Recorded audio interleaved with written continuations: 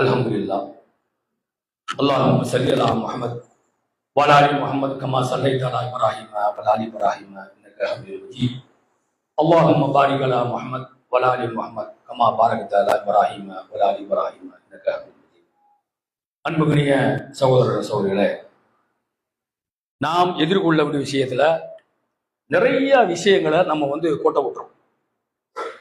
சட்டம் என்ன சொல்லுது, சட்டத்தின் அடிப்படையில் நம்ம என்னெல்லாம் செய்யணும், இந்திய அரசியலமைப்பு சட்டம் என்னெல்லாம் சொல்லுது அப்படிங்கிறத ஒவ்வொருவரும் ஒவ்வொரு முஸ்லீம் தெரிஞ்சு வச்சுக்கணும்.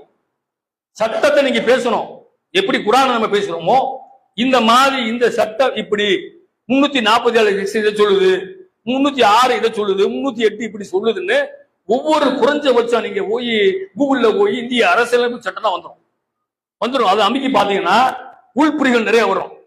வாழ்வாத பிரச்சனை, உணவு பிரச்சனை, உடை பிரச்சனை, இருப்பிட பிரச்சனை, ஆண்கள் பெண்களுடைய என்ன தனித்துவம், பிரச்சாரம் பண்ற பிரச்சனை அப்படின்னு சொல்லி நிறைய கூகுள்ல அடிச்சல வந்துடும்.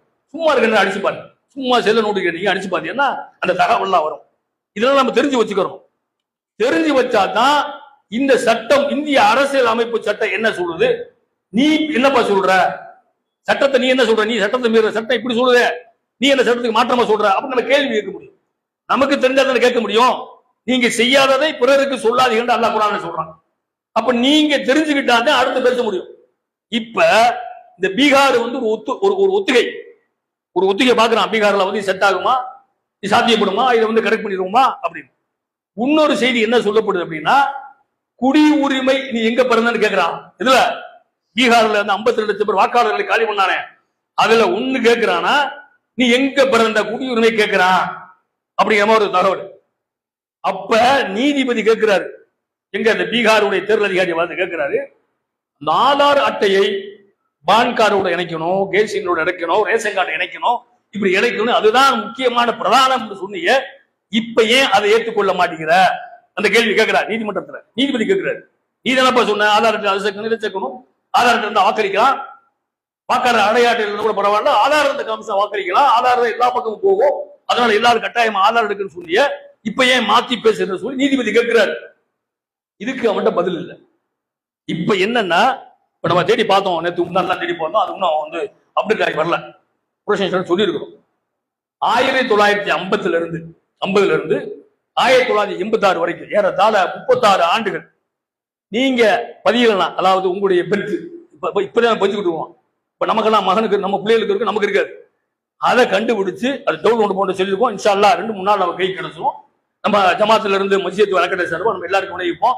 அதை அந்த ஃபார்மை நீங்க ஃபுல் பண்ணி அதை நீங்க அரசுக்கு தெரிய பண்ணா நீங்க ஆவணங்கள்ல சரியாயிடலாம், நீங்க குடியுரிமை பெற்றவன ஆயிரும் அப்படிங்கிற மாதிரி ஒரு தகவல் வந்திருக்கு. அதுல பட்டியல் எடுக்க சொல்லியிருக்கு. இன்ஷா அல்லாஹ் 1 நாள் 2 நாள் நம்ம ஜமாத்துல அறிவிச்சு அதை எல்லாரும் என்ன செய்யறீங்கன்னா அதை பாத்துக்கணும். வாங்கி எத்தனை பேர் குடும்பத்துக்கு அத்தனை பேருக்கு வாங்கி உங்களுடைய பேரு உங்களுடைய இது போட்டு அதை ஃபுல்லா பண்ணி அனுப்பிச்சீங்கன்னா அதை அப்டேட் ஆகி அங்க போய் சொல்றோம். அது நம்ம குடியுரிமை பெற்றுரும். 1950க்கு முன்னாடி மேக்சிமம் இருக்க மாட்டாங்க. 50னா 50, 76, 86 வயசுல ஆளு இருக்கக்கூடிய வாய்ப்பு இல்லை, எல்லாமே இறந்து போயிருப்பாங்க. சப்போஸ் அப்படி 1-2 இருந்தா அவருடைய பத்திரங்களை, பழைய பத்திரம் வச்சிருப்பாங்க. வீடு வித்த பத்திரம், வீடு வாங்கின பத்திரம், ஏதாவது சொத்து வாங்கினது, நிலம் வாங்கினது, இடம் வாங்கக்கூடிய பத்திரம் இருக்கும். அந்த பத்திரத்தை காமிச்சு எங்க அத்தா இங்க குடியிருந்தாரு, இந்த அடுக்கு ஆவணம் இருக்கு, அரசு ஆவணம், முத்திரைத்தாள் இருக்குது, பத்திரத்தில் இருக்கு அப்படின்னு சொல்லி அதை காமிச்சு என்ன செய்யலாம், நம்ம அந்த ஃபார்மை ஃபுல்லா பண்ணிக்கலாம். ஆக நம்ம ஒவ்வொரு நாளும் ஒவ்வொரு விதமான சட்டங்கள் அப்டேட் ஆகிட்டே இருக்கு. கொள்ள பிறகு தெரியுது.